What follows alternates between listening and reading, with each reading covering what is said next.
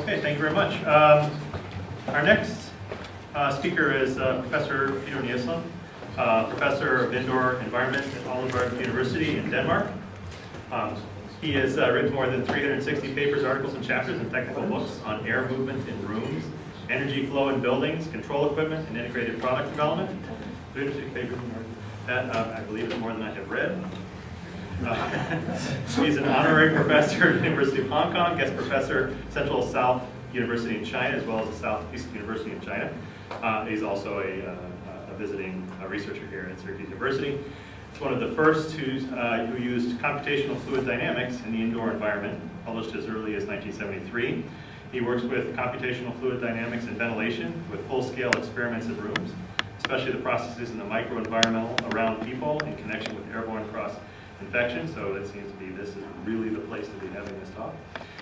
He's also an accomplished watercolorist, which we'll be able to enjoy shortly after the symposium today. So without further ado, please.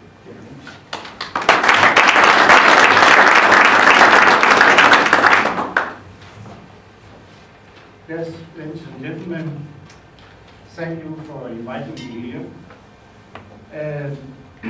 What I'm talking about is what is inside the room you can't see. Now you heard about systems and equipment outside the room. I'll talk about what is happening in the room with the air distribution. And I looked a lot into that during many years. If you look, as a researcher, you like to find problems we can solve and to seek money for those problems. So we started in the 60s to want to make dimensions of ventilation systems, air distribution systems. In the 80s, we were more advanced. We looked about thermal comfort, optimum working conditions. We worked with DR and DPD and ADPI index. In the 90s, we was repeating the same problem once more, looking into prediction air quality index. We know that all this stuff with 6 billion and such things. And now again, in the 2000, we are once more looking about air distribution systems in rooms and see how does it work in connection with airborne diseases. Because now this seems to be the problem we have to focus on. And I would like to talk about the first one, dimensional ventilation system, and the last one, airborne diseases. Half and half. This one first. We have tested 6 different air distribution systems. One system with a ceiling-mounted textile diffuser. That's a piece. With a ceiling we work with a very conventional opening in the air wall of a room, which makes mixing ventilation. With displacement ventilation. With a diffuser, with radial flow from a diffuser. The diffuser as well. So they are more modern now in design. And the last one is a funny one. This is a ceiling. This is a complete ceiling. They are diffused to the ceiling. Everywhere. And architects love it because there are no openings. And this has a huge success with that one. I wrote a small article in the Danish journal about that. And the company making hearing aid equipment want to do it. And they made a building on 20,000 square meters immediately with this system without testing, not very much. And now, in Norway, Norway has oil, so they are rich, and they are making a new national museum in Oslo. And they want a museum with rooms which are just white walls, ceilings. So the ceiling in this museum are diffused. Painted with paint is also diffused. So air diffused to the ceiling. So this is our last idea. This is not very fancy because it has this. But the diffused ceiling in Oslo would be very, very special to look at. Exactly like an architect. So Peter, maybe we can just point out here on your slide. Go back a slide. So what's in this room is a cousin of the displacement. Yeah, this is in fact a displacement ventilation system because the diffusers are mounted in the floor instead of the air wall. So the point is that we made all our experiments in one room with the same heat load every time. And this could be a very expensive research. If not, it's a part of the education. That means every year a new group of students are testing a new system in the same room. It's taken a lot of years to do that. That's why the computers look like that. We cannot change Those people have been there a long time too. We cannot change the computers now because they are part of the heat load. Right. So we have to go on. So, and how to show the results? Here, we show them in a graph where this is the temperature difference between return and supply, the load, and this is the flow rate to the room, which means the product between the flow rate to the room and temperature difference, that's constant load. You can have a room, you want to remove a certain heat load, you can do it by a high temperature difference and a small flow, and you can do it by a very high flow and small temperature difference. So the question is, how much can you move around on that line in case of a constant load? Well, first, you need some air, some flow rate to have air quality, because we need air to the room. So you cannot go below that level. Secondly, this is a fun thing.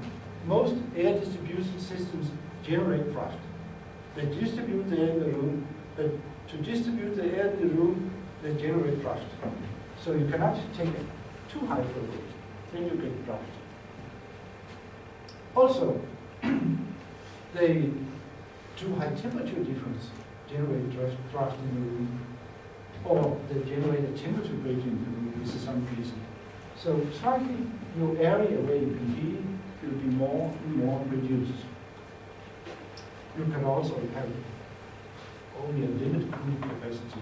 You will never make the system where the temperature difference between supply and return is 30 or 50 or 50 degrees. Although that can be. And you can have a maximum flow rate of the system. That means this is a question about the system and not the room. But you can have noise as well as a limit. So there are different ways to do those experiments. So how do we find the limits? Yeah, for instance, we can look upon the maximum velocity we want to have when you enter the occupied zone, or the maximum velocity at the fields, at the floor. The most air distribution system generates, in fact, draft at the floor. It follows the surfaces and makes draft at the floor, although you expect something else when you look upon the drawings. We could also design according to maximum velocity at the neck. People are sitting, that means a jet coming down from the ceiling, that's very unpleasant. And we can restrict the vertical temperature gradient. So I take a mixture of that and take the value which is the worst and make the design according to that. So here we have the design graph, and we have diffuse, we have the air supplies for the ceiling, we have the air supply to the airborne. Here we can see two characteristic differences. This is the diffuser mounted in the airborne of the room. It distributes the air by making flow in the room, and therefore there's a maximum of the air supply to the room. After that, you will have draft. There are also a minimum due to there were 2 people in the room, so you need a minimum airflow rate just due to the air quality. So perhaps you can increase your temperature difference. In that case, you get cold downdrafts in the ceiling, so you have such an envelope for this specific diffuser. This one is special. The large supply area in the ceiling seems to work both with a very high flow rate and small temperature difference, and a very large temperature difference and small flow rates. The reason is that those types of diffusers with large supply area in the ceiling, they do not generate flow. The flow in the room, in this case, is generated by the person and the heat loads and the computers and everything instead of that. So here you try to control the flow in the room, the air distribution in the room by momentum flow. Here you give up and let the buoyancy effect to the distribution of the flow. Displacement ventilation, also displacement ventilation for diffusers generate draft, so there's a limit of supply flow and there's a limit of temperature gradient because you have a too large ventilated room. And exactly what we have in this room is a little bit of mixture because it does not generate draft so much. Instead you just sitting on top of it, but in office scale you can move it around if you like. This is a modern diffusion radial flow. You can see it works out in that area. Going in that direction is of course good because there you can remove large heat. It's up in the efficient at a very large heat load. The radial diffuser can handle very high temperature differences and at a slow rate. And now the diffuse seat surprises us because this can really have a very large flow rate. It does not generate draft. The draft in the room is due to the heat loss, so it's just removed. So here in that area, those two, a little bit also this rotation, are the systems which can handle very large heat loads. So yes. Let's see. Well, that's a little bit where we are with the different tests of ventilation systems. And we may say that, well, we have one room and we select one diffuser. Is that the whole story about those diffusers? Yeah, more or less, because we select the right diffuser to the room according to what is usual. Because maybe if you have two radial diffusers with smaller capacity in the same room, you get better results, of course, but there's also a large investment. So it's more or less a true picture of what we have. So that was about dimensional ventilation system. Then about airborne diseases, but now we come into it again. Here's a number of different airborne transmission and infection agents in the building environment. You have heard about. They are all airborne. We have the SARS. And the SARS meant that I were in contact with Hong Kong, and I went to stay in Hong Kong also and work with that problem because we have worked with passive smoking as a research area in Aalborg for some years.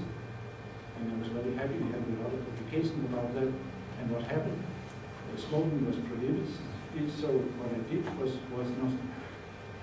But then we get SARS. And the spreading of SARS is a little bit the same. So we went into it again, and then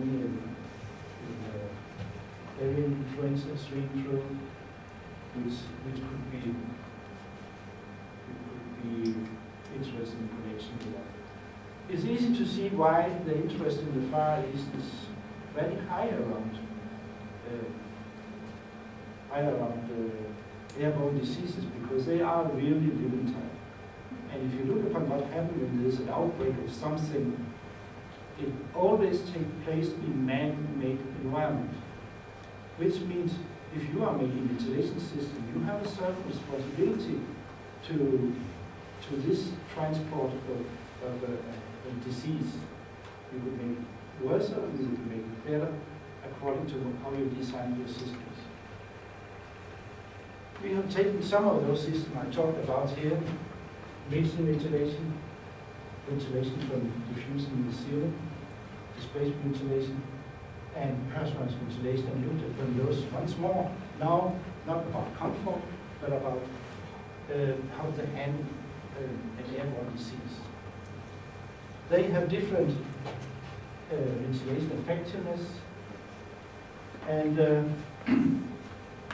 what is important here is the air change rate. Our knowledge from before about the dimensional systems tells us that And we want to keep comfort. That gives us the possibility to have a maximum air change rate.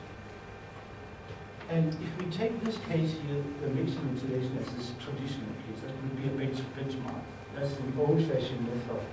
And this is not what's made today in reality. That's just to have something to compare with. Then you can see you can have an air change rate of 7 times per hour, because that's before you get draft. And if we make a calculation, we said that the one person in the one bed, this is considered to be a hospital one. The one person in one bed has an emission of 3,000 droplets per second. Then you, in the air, you will have a concentration of 40,000 droplets per volume per cubic meter. The number is just arbitrary. That's just a hand. Now, if we go to a new system with downward directed flow from a large opening, you can see the first thing is that you can have a much higher airflow rate. This means you have a much smaller concentration level. So that's good. But it costs, because it's expensive to have a high airflow rate. That's clear compared to that. You cannot do much about the effects of this, a little bit, but not so much when it comes to reality. How does that compare with our tradition now? Then the Centers for Disease Control and Prevention, CDC, they said that downward ventilation system is recommended for isolation work with 6 to 12 air change rate per hour for the air supply. This one. This is correct. That's really how it is. But the next part, downward airflow pattern can improve the effectiveness of particle removal at the floor level. This would not work, because the heat release from the person, from the equipment, will completely destroy the airflow pattern, as I told you in the first part. So this is only this part this is full. Well, displacement ventilation. This is a little bit of fun thing. You can have an air change rate of 5 times per hour in our system here, but the effectiveness can be 0.7 up to 17. 70, you are down to 860 droplets per cubic meter in the air. 0.7, you are up to 86,000 droplets. So how's that? Yeah, when your source person, the person which I know, are exhaling upward in the temperature gradient, you can remove it very efficiently with the thermal the ceiling, which you always have displacement ventilation. And you have this very high effectiveness. But if the patient turns to the side and exhale, you are exhaling in a temperature gradient. And the flow, the exhale temperature is about 40, 34 degrees centigrade. It's a little bit up, but it gets fixed due to the temperature gradient. It cannot rise due to higher temperature, it cannot fall down due to colder. It's simply fixed as is shown by the smoke here. And you can also see the CFD simulation, the exhalation fixed and follows the room in a layer, which is a direct connection from one person to the next one. And you can see the measurements is the red dots and the black dots is the CFD simulation. So displacement ventilation is very efficient. You can have 2 ways to look into it. You could see the patient is half time on the back and half time on the side, so you are based on average. You can also say, no, we won't accept this system in a hospital environment. And I will see that tomorrow. We combine the downward ventilation here with personal ventilation. And you can get the concentration smaller than 50,000, you will get it down to 1,500 droplets. How's that? That's another idea I have worked with. I have located the supply opening in the bed, pillows and mattress, headrest and blankets and so on. I started this talking some years ago, and people asked me why I do not stop that research, because we are getting a little bit old now. Find a little bit funny stuff to put a diffuser into there. But I don't know. did some experiments and making a pillow, air comes out, photo immediately after, the smoke penetrates the surface, and here's a few seconds later, you will see it's turbulent flow, it's not laminarized turbulent, and you will see the effectiveness increases with the flow rate to this personal ventilation system. 10 liters per second, you are almost effectiveness of 1. That means you are lying with your head in the supply opening. And why not? Why should we have the supply opening up there? Why not have them in your face? So I think sometimes people will like it. I've been in contact with manufacturers of beds for hospitals. And they're very kind to say, oh, it's very interesting. But if you first could invent a bed where it's changed the clothing when you press a button, then we'll take that first. So, yeah, it's not so easy. Thank you very much.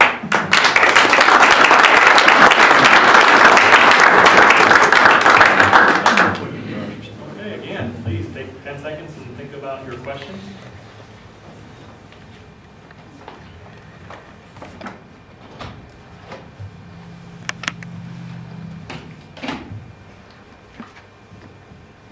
When you do it like that, 10 seconds seems like a long time, doesn't it?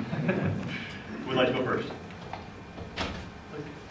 Yeah, did you test and did you find any effect of where the return was in the room, or was it highly supply dependent in your studies? You know that there's a saying that the return doesn't mean very much. I understand that. I was wondering if you tested it and proved it. Yeah, it's not true. If you have the room, I was a little bit fast.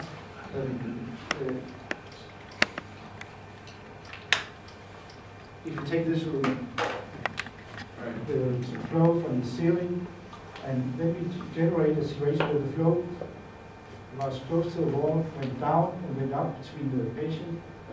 And in this case, we could get up on even more than 2, 3, and 4 in the right location of the return and the right location of the supply. But still, it would not handle big particles, only take small particles. But it works. And we are working with that now. But I'm a little bit afraid to publish that before we have tried it in many situations, because generally our conclusion is expensive but high airflow rates when you talk about cross infection. Next question. Peter, as I mentioned, in the airport we designed about last year, and in the security checking zone we designed the displacement ventilation. And in that case, we did use the CFD simulation to verify the air distribution in the room.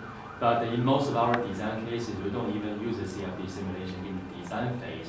And some type of thing like after construction, if you want to verify the air distribution in the building, sometimes we do sort of like commissioning to do the smoke test.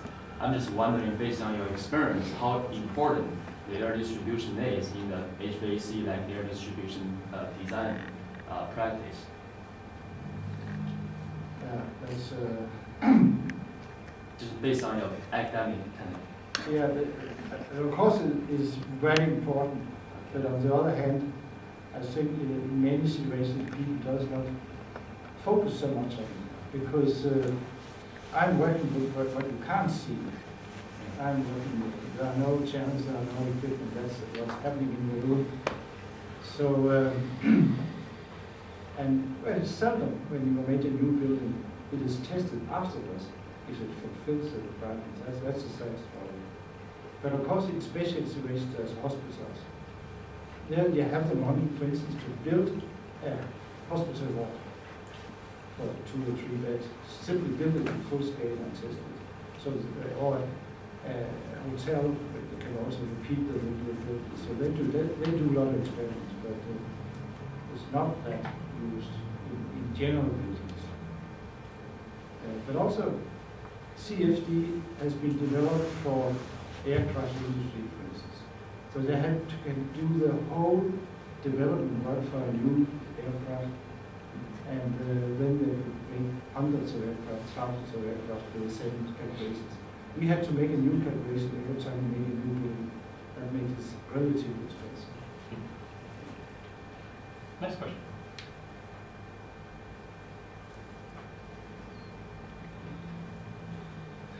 Sounds like the implication is here. You've had some success in getting the message out. You've had some enthusiasm from folks in this design world. So congratulations. It's nice when people actually do something based on research. I